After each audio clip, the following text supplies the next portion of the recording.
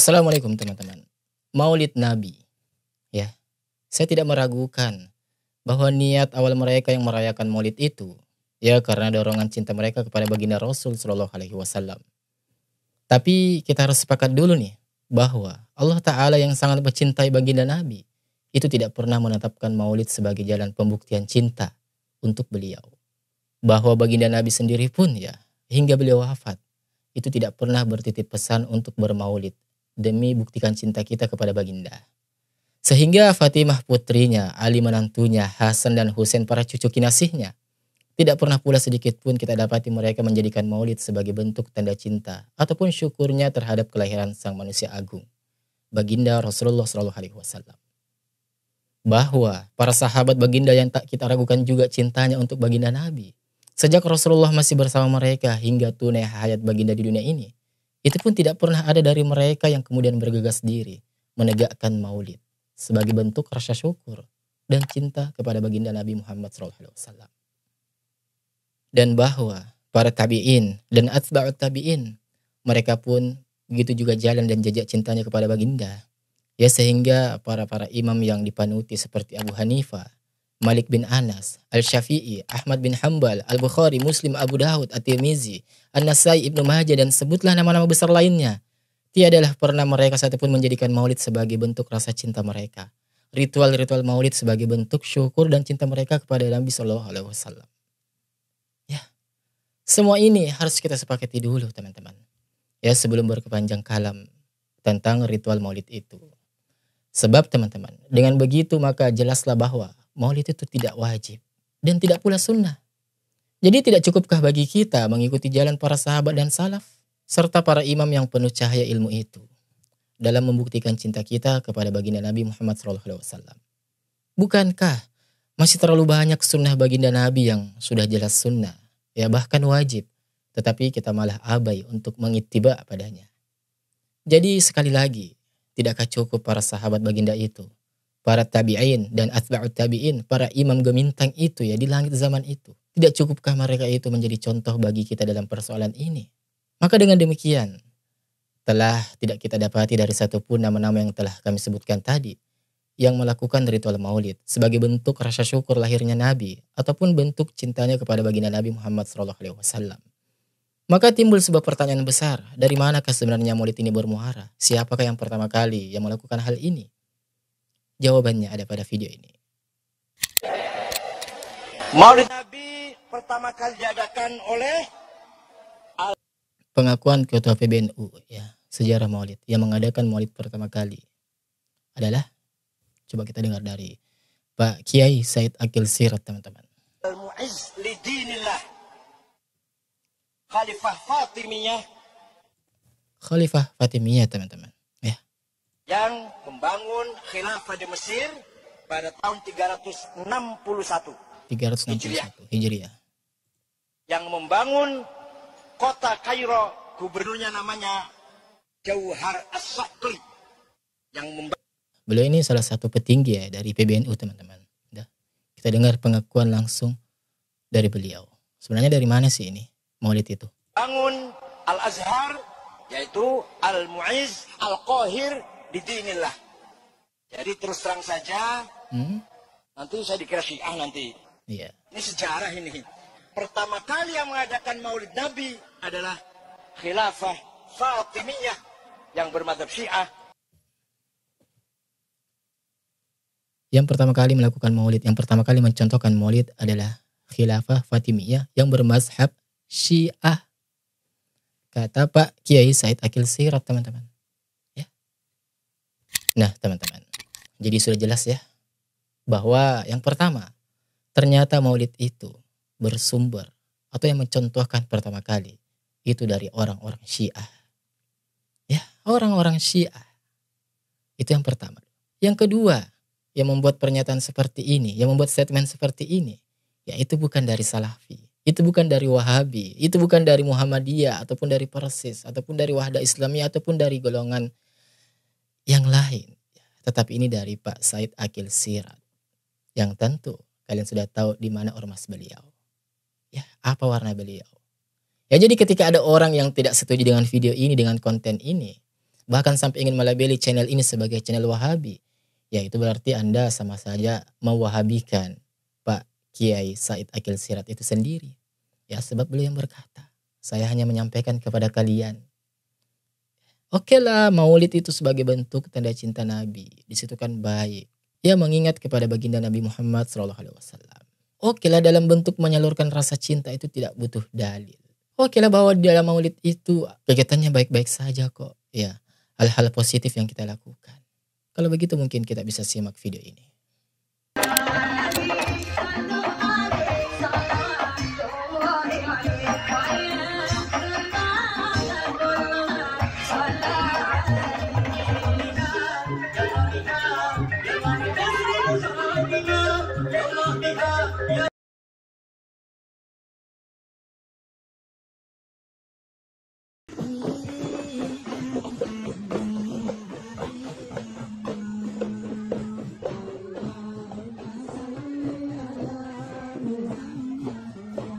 Gimana teman-teman? Sudah jelas kan? Apakah seperti itu yang dikatakan baik? Campur baur laki perempuan? Maaf ya. Ketika hal itu keliru, memang tidak sesuai dengan fitrah, maka kita harus sampaikan itu keliru. Dan kalau kita lihat secara fakta, ya umumnya, tidak semua tapi umumnya, dari kegiatan maulid itu kita lihat ada telurnya, kemudian telur itu dihiasi sedemikian rupa. Ya itu mirip telur Paskah. Kan mirip itu teman-teman. Ketiga, ya perlu kita tahu teman-teman bahwa tidak butuh dalil dalam kita ini cinta, agar kita ini cinta kepada Nabi Muhammad SAW. Ya, membuktikan cinta kita kepada Nabi Muhammad SAW tidak butuh dalil. Ya, saya sependapat, oke. Ya, saya sependapat dengan hal itu. Ya, tetapi teman-teman, bila mana kita telah meyakini bahwa maulid itu adalah suatu amalan ibadah, nah maka ini perlu dalil. Ya, sekali lagi, ini perlu dalil. Ya, karena ya sudah jelas ya teman-teman, bahwa kata para ulama, syarat diterimanya itu ibadah, suatu ibadah. Kata para ulama, itu setidaknya harus memenuhi 2 unsur, 2 syarat. Yang dimana dari kedua syarat ini tidak bisa dipisahkan satu sama lain. Satu paket. Ya. Yang pertama apa? Ikhlas. Ya pasti semua orang sudah tahu ya. Apa itu ikhlas? Bahkan mungkin adik-adik kita yang masih SD tahu apa itu ikhlas. Ya kurang lebih kita hanya mengharap pahala dari Allah Subhanahu wa Ta'ala. Dan tidak mengharap pujian dari manusia. Iya, itu definisi ikhlas. Kemudian yang kedua. Ya, apa yang kedua? Syarat yang kedua adalah ittiba'. Sesuai daripada sunnah atau yang dicontohkan Nabi Muhammad SAW. Ya, jadi harus memenuhi kedua kriteria ini. Baru dikatakan itu suatu ibadah dan diterima ibadah itu. Ya. Kita lihat maulid, sudah kita jelaskan di awal bahwa dari satu pun tidak ada yang pernah merayakan yang namanya ibadah maulid itu. Amaliyah maulid itu tidak ada. Jadi bagi seseorang yang cerdas, ya maka dia akan dapat menyimpulkan. Ya, ketika ada suatu amaliyah, kemudian dari amalia itu tersebut tidak memenuhi dari kedua syarat ini, ya berarti itu sia-sia. Dan seharusnya sia-sia kalau dikerjakan ya berarti apa? Ya capek, rugi, sudah gak dapat pahala, ya bahkan cenderung akan dapat dosa. Dapat dosa, kenapa bisa dapat dosa? Ya karena itu tadi, jatuh kepada menyelisihi perintah Nabi Muhammad SAW. Jadi analoginya seperti ini teman-teman. Dengan kita melakukan maulid Nabi, kemudian kita anggap itu sebagai suatu ibadah, berarti itu sama saja kita menganggap Nabi Muhammad SAW itu tidak amanah dalam menyampaikan risalahnya. Nah, itu poin yang paling parahnya teman-teman. Itu poin yang paling bermasalahnya. Ya, karena makanya saya tanya dulu nih, maulid ini tuh kita anggap sebagai ibadah atau bukan? Kalau kalian anggap sebagai suatu kegiatan, ya biasa-biasa saja, ya, dan kalian anggap itu di situ tidak ada nilai pahala yang didapat, ya silahkan, ya itu hak Anda. Nah kembali masalah maulid, makanya saya tanya, ini dulu kita pandang maulid ini sebagai apa? Ibadah atau amalia biasa? Nah kalau amalia biasa ya terserah, ya itu hak Anda, ya, dan tidak ada masalah. Tetapi bila Anda menganggap suatu amaliyah maulid itu sebagai suatu bentuk ibadah, nah ini teman-teman yang jadi masalah. Karena kita dapati bahwa dari di antara para yang saya sebutkan tadi, para imam-imam 4 mazhab bahkan sekalipun ya, para tabi'in, sahabat tabi'in, bahkan para sahabat khulafaur rasyidin yang coba dari mereka semua ini, apakah bisa kita katakan masa kita dengan berani lancangnya mereka ini tidak sayang, tidak cinta kepada baginda Nabi Muhammad SAW? Kan enggak. Ya, Mereka orang yang paling cintanya luar biasa kepada baginda Rasul. Bahkan sampai rela mengorbankan nyawa. Bahkan sampai telah mengikuti banyak berkali-kali, belasan kali ya, peperangan bersama baginda Rasul SAW. Itu saking besarnya itu cinta mereka terhadap baginda Rasul SAW. Tetapi apakah kemudian kita dapati dari mereka ini melakukan amaliyah maulid? Kan tidak, teman-teman. Istri Rasulullah, coba. Apalagi istri Rasulullah. Tidak perlu lagi kita tanyakan rasa cinta beliau kepada baginda Rasul. Ya. Sudah pastilah sangat-sangat cinta kepada baginda Rasulullah SAW.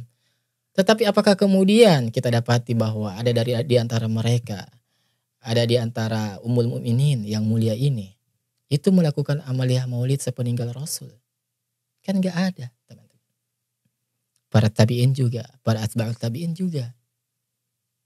Kemudian dari mana? Ternyata setelah kita cek, ternyata